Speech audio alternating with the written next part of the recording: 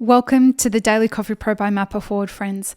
Today on the podcast, we're talking about whether we're headed for a second wave of the coronavirus pandemic and what that will mean for the coffee industry globally. It's the end of June 2020. We have been in a pandemic since at the very least the beginning of March, depending on what geography that you are finding yourself in. You will have seen one or two surges so far of spikes of incidences being reported.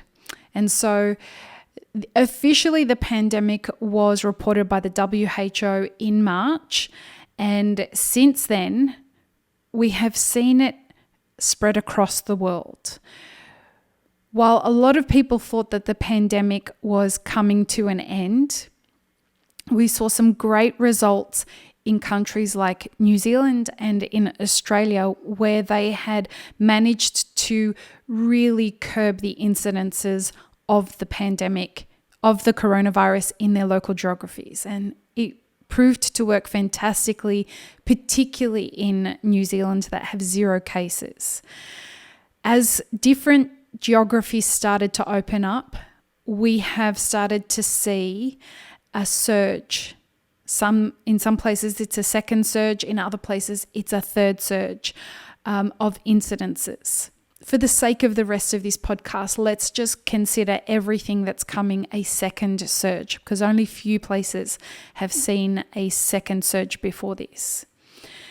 Even in countries like Australia, where you did see great containment, you are starting to see hotspots in different communities start to open up. And this is starting to prove interesting for a lot of the very hardest hit industries like the coffee industry or the hospitality industry.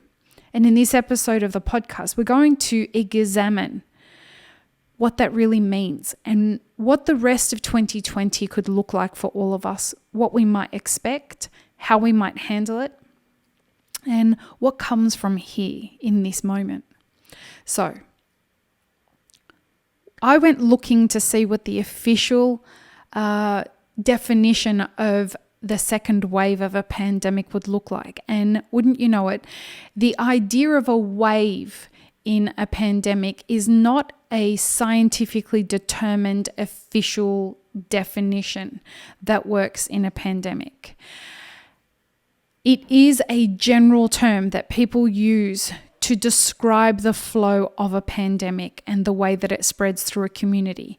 So unscientifically or unofficially, I guess, is the term that we would use. The way that people look to define the waves of a pandemic is if you look at the bell curve that's used to track how the incidences are tracking throughout a pandemic. Once you start to get the increase or the acceleration in the surge, it reaches a peak and it starts to come down once you see the incidences, the reported incidences decrease significantly. You get to the bottom of the bell curve. Now, provided that bottom of the bell curve starts to flatten out, and the longer that starts to flatten out, you could essentially say that's the end of the first wave of the pandemic. That drop at the second half of the bell curve, after it's reached a peak, is the thing that is essential for people to determine whether they're starting to see a first wave end. Once that bottoming out starts to happen and a flattening at the end of the curve happens, and you start to then see another increase, that's the beginning of a second bell curve. That's what people refer to as a second wave. We have not finished the first bell curve.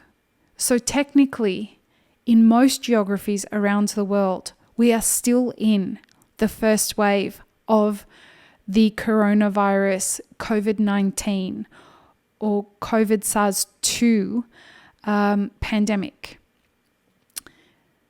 Because of that, let's refer to what people are mostly talking about as a second wave, let's refer to it as a second surge for the rest of this episode of the podcast. So rather than seeing a second wave, what we're actually seeing is a second surge of incidences and accelerations. So most geographies around the world have not seen the dip after the peak in their bell curve, the dip and down to almost zero incidences. So even if they've seen the top of the bell curve happen and the flattening start to happen, they are then starting to see an uptick happen again. This is happening from the research that I've done. The reason that people are giving for this increased second surge is because relaxed social distancing rules, people not wearing masks, people particularly not wearing masks during protesting, mass gatherings happening again. In general, it's because people have just relaxed the way that they are looking at this pandemic and going back to normal life. This is becoming quite dangerous because while we hear on, particularly podcasts like the Joe Rogan podcast where Joe talks about, we didn't get the fallout that we thought was going to happen because from the first surge or the first wave of it. Well, the reason we didn't get the fallout, and what he means by that is mass deaths. The reason we didn't get that is because we did react in kind by staying in our homes and social distancing and doing all the things that we needed to do. And the result of that was that we didn't see the virus spread as widely and as brutally as what it could have. What I'm fearful of is that people are going to think that because we didn't see the death rates that we saw during the first surge of the outbreak, that this means that we're going to experience the same thing if a second surge happens. And look, nobody knows what's coming. But our business, our industry has been hit really, really hard from what has already come. And if you decide that you're going to relax your rules and you're going to relax the way that you allow customers into your business, the way that staff operates within the business, and the way that your favorite customers have come in and they haven't got a mask on, and so you are letting this one slide. It's dangerous. It's really, really dangerous. And so I would encourage you to stay very stringent to the rules that have been put out there about cleaning, about social distancing, about making sure that people aren't gathering in your communities. More than anything, listen to local authorities. They really do have businesses' best interests at heart because their economies are hit so hard by not receiving all the income they would typically receive from things like sales tax and, the taxes that come from paying employment, wages and things like that. They want to get back to work as quickly as possible. They want businesses back at work at full speed and full steam as quickly as possible, but they cannot do that if public health is at risk.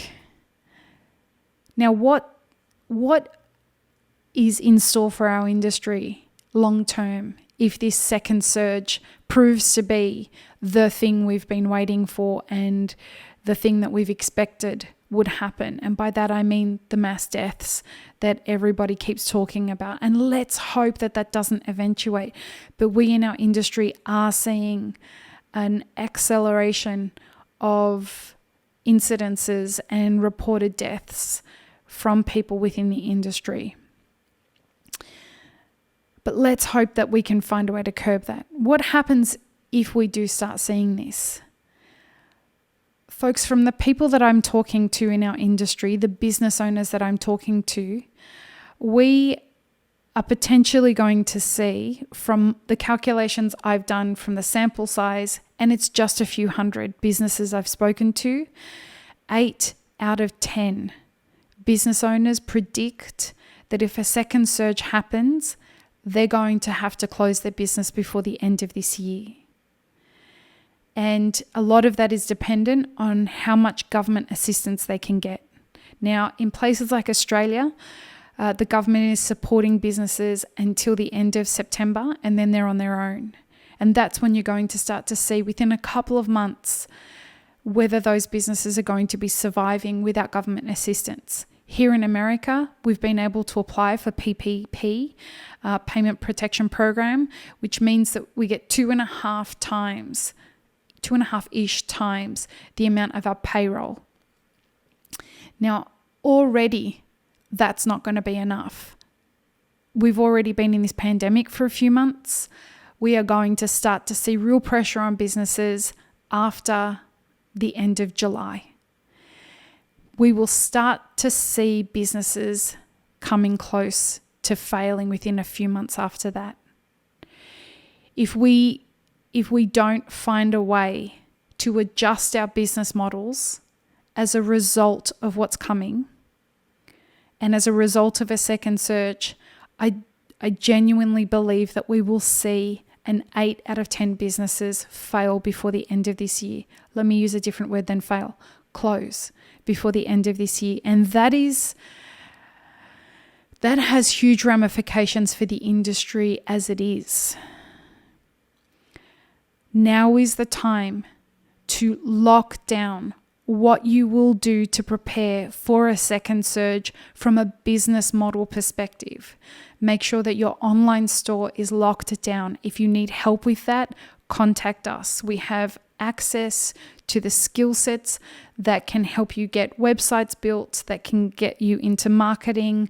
We can connect you with marketers, and we can also, we can also invite you into online coaching groups that can help you stay on track for the growth that's required to keep you in business, whether you have the assistance or not. The mentoring groups, the online mastermind groups that we have going are proving to be really successful.